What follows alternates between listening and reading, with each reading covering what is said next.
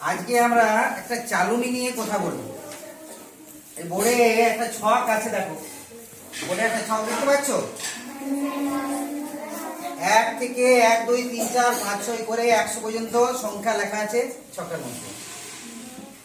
হ্যাঁ, তো সেই ছকে আমরা কি বললাম, একটা চালুনি কথা। এখানে দেখো একটা লেখা আছে, নাম লেখা আছে এরাটোস্থেনিস চালুনি। চালুনিটার নাম হচ্ছে এরাটোস্থেনিস।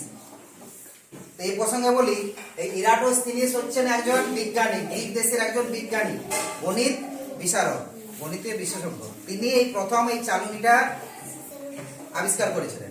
তো চালুনির কাজ কি? আমাদের বাড়িতে যে চালুনি, আমাদের প্রত্যেকের বাড়িতে তো চালুনি আছে, আছে তো। চালুনির কাজ কি? চালুনির কাজ আটা চালা, ময়দা চালা, যে কোনো জিনিস চেলে আমরা কি করি, খারাপ জিনিসটা বাদ দিয়ে দিই, ভালো জিনিসটা রেখে দিই। আমরা যদি আটা সুজি চালি তাহলে কি হবে, উপরের জিনিসটা বাদ দিতে হবে, তাই তো। আবার মুড়ি চালতে গেলে নিচের জিনিসটা যেটা বালি পড়ে সেই বালিটা বাদ দিতে হয়। তো চালুনিতে আমরা ভালো মন্দ আলাদা করি, ঠিক সেই রকম এখানেও আমরা একটা চালুনি ব্যবহার করবো। চালুনি দিয়ে আমরা আলাদা করব। কি আলাদা করব? এই বোর্ডে দেখো লেখা আছে 1 থেকে 100 পর্যন্ত মৌলিক সংখ্যা। তাহলে মৌলিক সংখ্যাটাকে আমরা আলাদা করব, যৌগিক সংখ্যা থেকে মৌলিক সংখ্যাটাকে আমরা আলাদা করব, তাই তো। এখন মৌলিক সংখ্যা কাকে বলে আমরা মোটামুটি জানি। কাকে বলে মৌলিক সংখ্যা? না, যে সংখ্যাকে 1 আর সেই সংখ্যা ছাড়া অন্য কোনো সংখ্যা দিয়ে ভাগ করা যায় না, তাই না।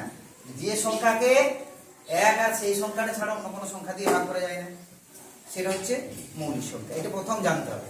আর যৌগিক সংখ্যা কাকে বলে? না, যে সংখ্যাকে 1 আর সেই সংখ্যা ছাড়াও আরো কোনো সংখ্যা দিয়ে ভাগ করা যায়, মানে যে সংখ্যার 1 বেশি গুণনীয়ক আছে, তাই তো।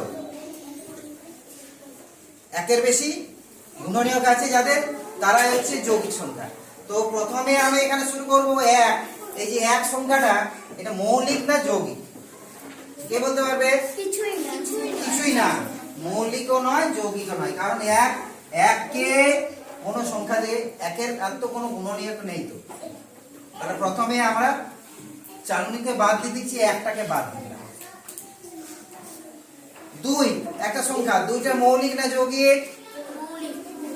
মৌলিক। ভেরি গুড, 2টা মৌলিক। কেন না, 2 কে 1 আর 2 ছাড়া অন্য কোনো সংখ্যা দিয়ে ভাগ করা যায় না।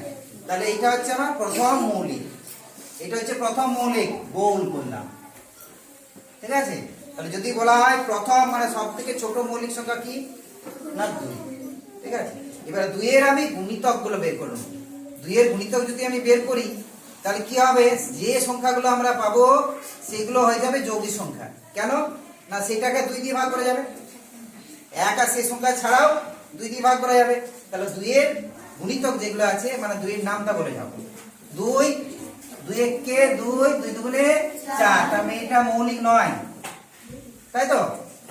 2 দুগুণে 4, 2 3 6, তার মানে 8 10 12 14 16 18 20 22 24 26 28 30 32 34, মানে একটা বাদ দিলে আমার 2 এর গুণিতকগুলো আমি পেয়ে যাচ্ছি। সেগুলোকে প্রথমে বাদ দিবি, চেকে নেবো আমরা।